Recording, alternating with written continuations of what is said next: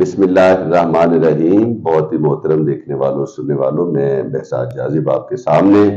اپنے YouTube channel B J Urdu کے ساتھ، اور آپ جانتے ہیں کہ یہ چینل اردو کی ترویج و ترقی کے لیے ہے، اور خاص طور پہ اس میں ہمارے وہ بچے کے جو 11ویں اور 12ویں جماعت کے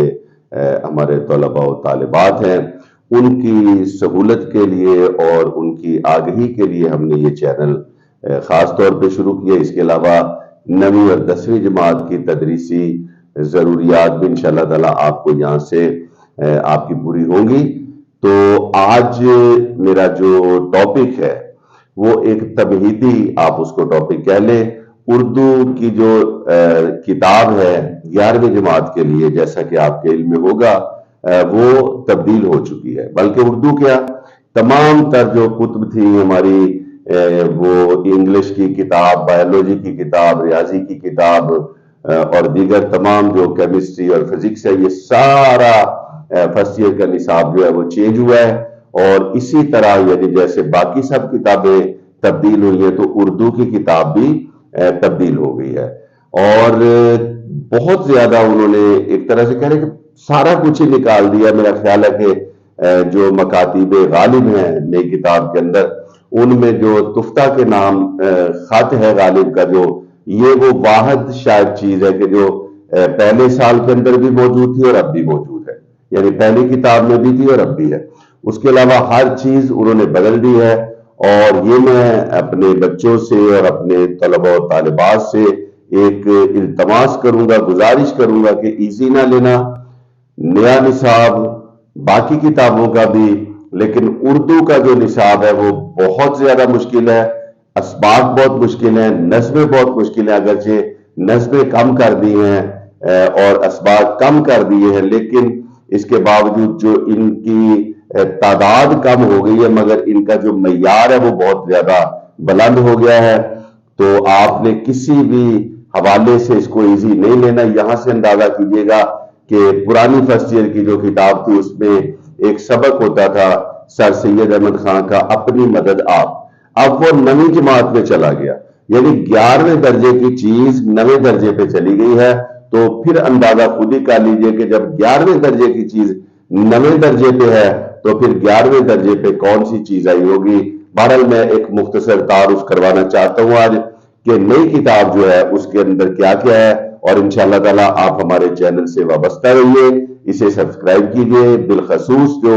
طلباء و طالبات ہیں، آپ کو پتہ ہے کہ امتحانات قریب آ رہے ہیں فرسٹ ایئر کے، سیکنڈ ایئر کے، تو اس چینل سے آپ کی جو تدریسی ضروریات اردو کے حوالے سے وہ پوری ہوتی رہیں گی۔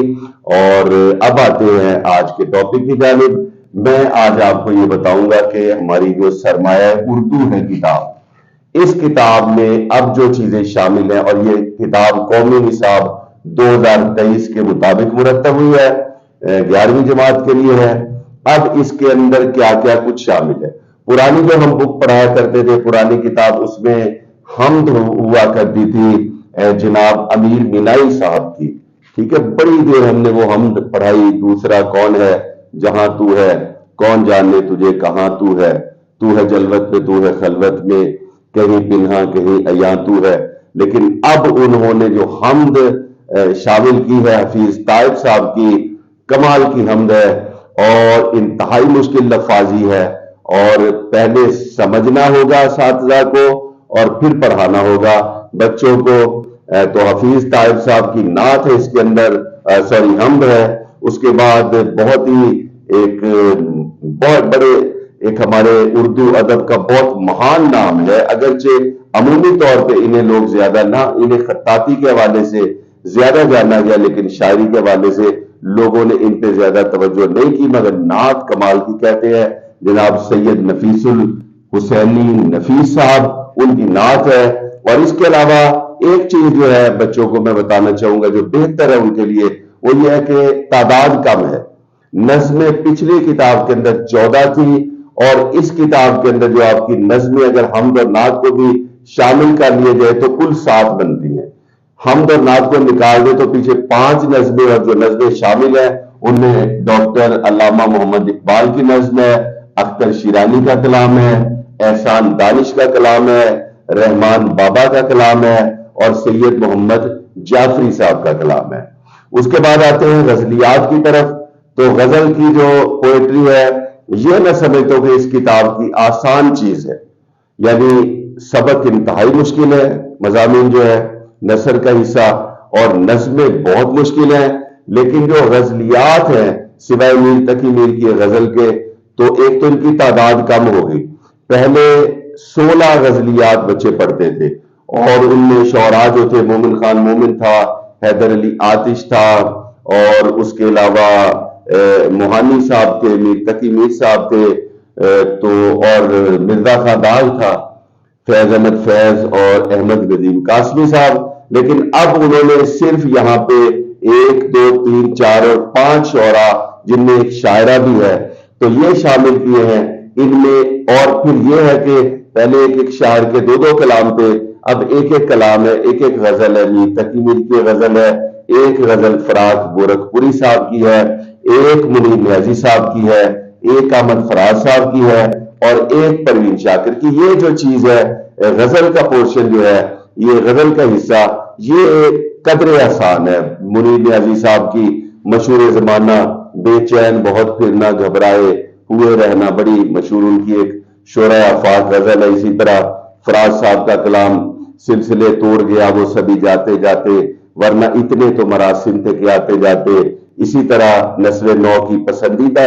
شاعرہ جو ہے پروین شاکر، اس کا بڑا ہی خوبصورت کلام جو ہم بچپنے سے سنتے ہیں، بادباں کھلنے سے پہلے کا اشارہ دیکھنا، میں سمندر دیکھتی ہوں تم کنارہ